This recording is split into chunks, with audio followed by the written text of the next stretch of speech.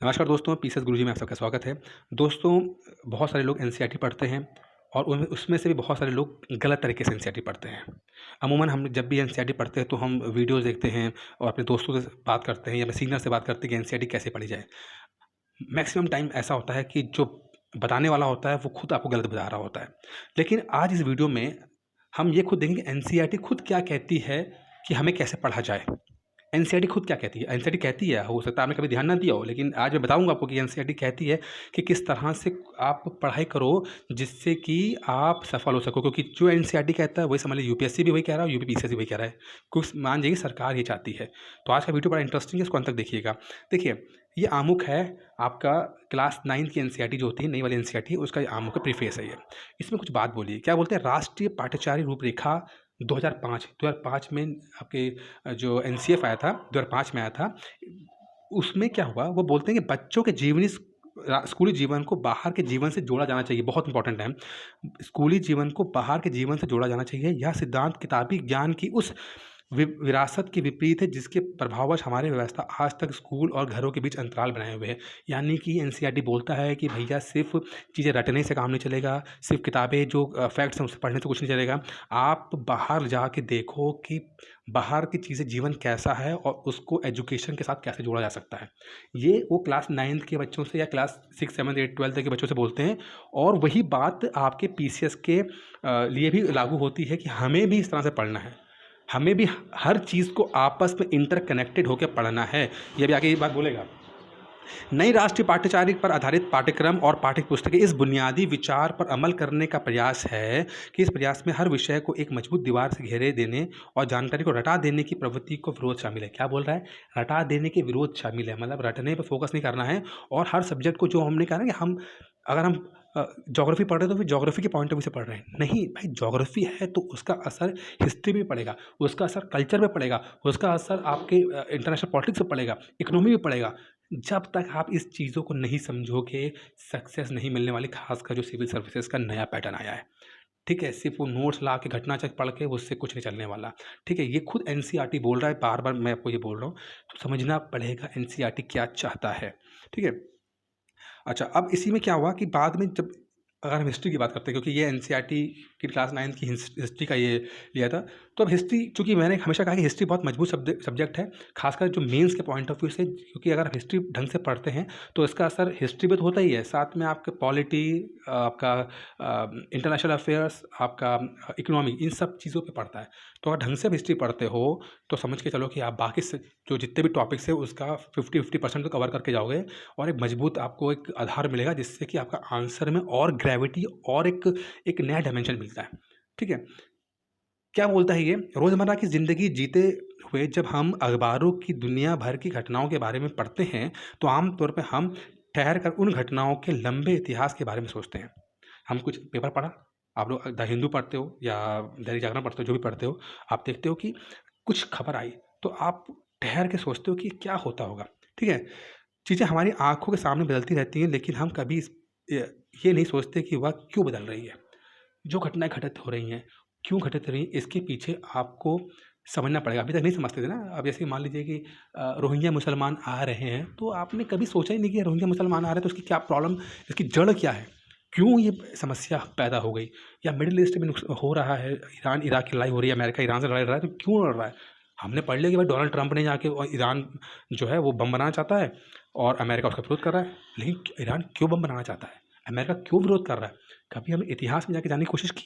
तो ये बोल रहा है कि अखबार में सामने तो गुजरती हैं बट हम इसको देखते नहीं हैं, जिस बात के लिए ये कर रहा है।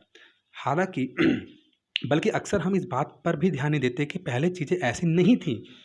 इन बदलाव पर लगातार नज़र रखना, ये समझना कि बदलाव क्यों और कैसे आ रहा है, और यह भी कि हम आज जिस दुनिया में जी रहे हैं वह कैसे बनी, यही इतिहास है, यही हिस्ट्री है ये। समझना बदलाव, क्यों बदलाव हो रहा है, क्या कारण है, क्या चेंजेस हो रहे हैं, ये समझना बहुत ज़रूरी है और ये इतिहास के लिए इम्पोर्टेंट है, साथ बाकी सब्जेक्टों के लिए भी उतने ही इम्पोर्टेंट है। और अगर आप इस बदलाव को समझ पाते हैं तो सिविल सर्विसेज की तैयारी बहुत बहुत बहुत अच्छे तरीके से आपकी हो सकती है। ये खुद आगे बोलते हैं कि क्लास 9 to 10th में हम वर्ल्ड हिस्ट्री पढ़ते हैं, तो बाकी छोटी क्लासेस में हम इंडियन हिस्ट्री पढ़ते हैं और उसको आपस में कनेक्ट करके देखते हैं।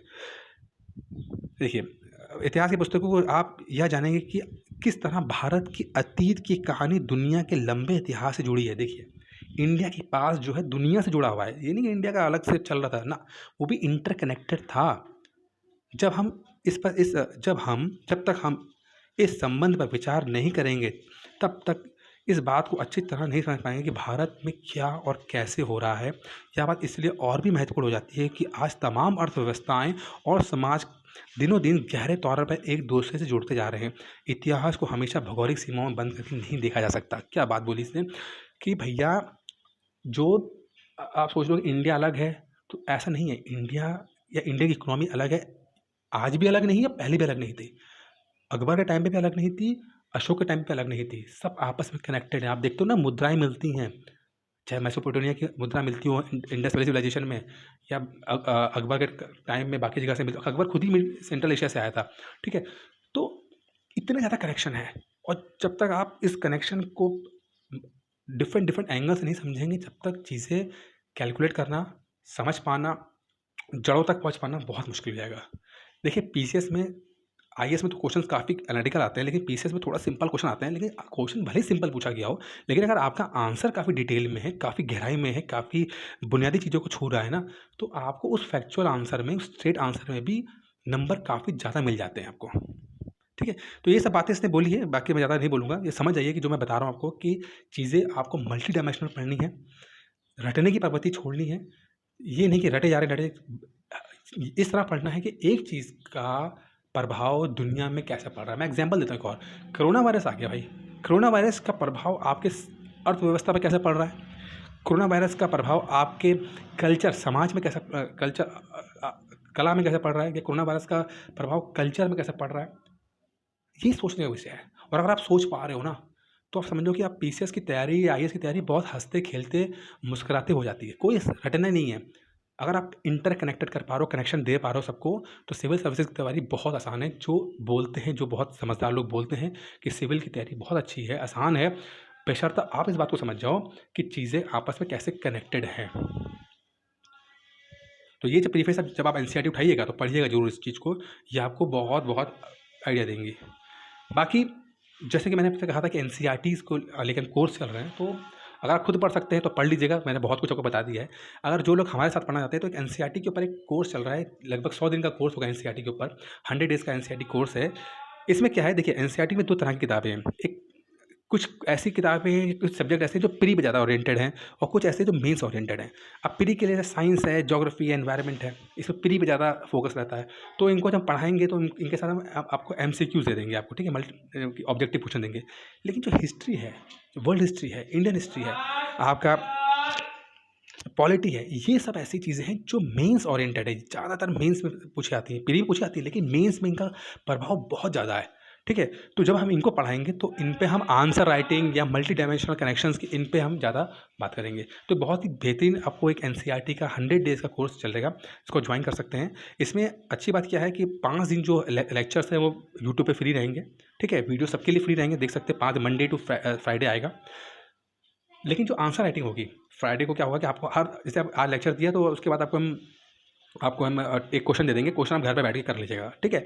लेकिन शनिवार को आपसे एक समय मांगा जाएगा। जैसे आपने कहा कि मैं 6 बजे फ्री होता हूँ, तो 6 बजे क्लास चलेगी, लाइव क्लास चलेगी, और वहाँ पर 1 घंटे की क्लास में आपसे पहले तो हम डिस्कस करेंगे हफ्ते भर में, और दूसरी बात है कि उस दिन ऑन द स्पॉट सामने बिठा के आपसे आंसर राइटिंग लिखाई जाएगी। मतलब ऐसा नहीं है कि आप घर पे दे दिया, आप आंसर राइटिंग देख के लिख रहे हो, नहीं।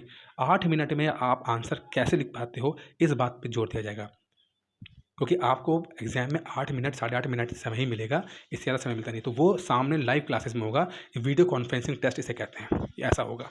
बहुत ज़्यादा अच्छी चीज़ है। डिस्कशन के साथ साथ लाइव आंसर राइटिंग प्रैक्टिस होगी, ये सब चीज़ें कराई जाएंगी, और ये चीज़ पेड रहेगी।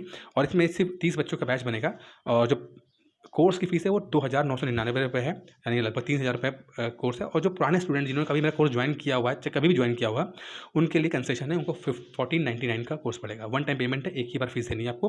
और अगर आप इंटरेस्टेड हैं, तो 8317040152 पे मुझे कॉल करके या मुझसे बात करके, व्हाट्सएप पे बात करके डिस्कस कर लीजिएगा। ये कोर्स मंडे शुरू हो रहा है, यानी कि 4 तारीख शुरू कर रहे हैं इसको, और इसको ज्वाइन कर लीजिए। वैसे जो ये वीडियो लोग बाद में भी देख रहे हैं, तो वो भी लोग भी कॉल कर सकते हैं, इसकी कोई दिक्कत नहीं है। उस समय जो कोर्स चल रहा होगा, वो उस समय ज्वाइन कर लीजिएगा। तो दोस्तों, इस वीडियो में इतना ही था। उम्मीद करता हूँ कि आपको अच्छा लगा होगा।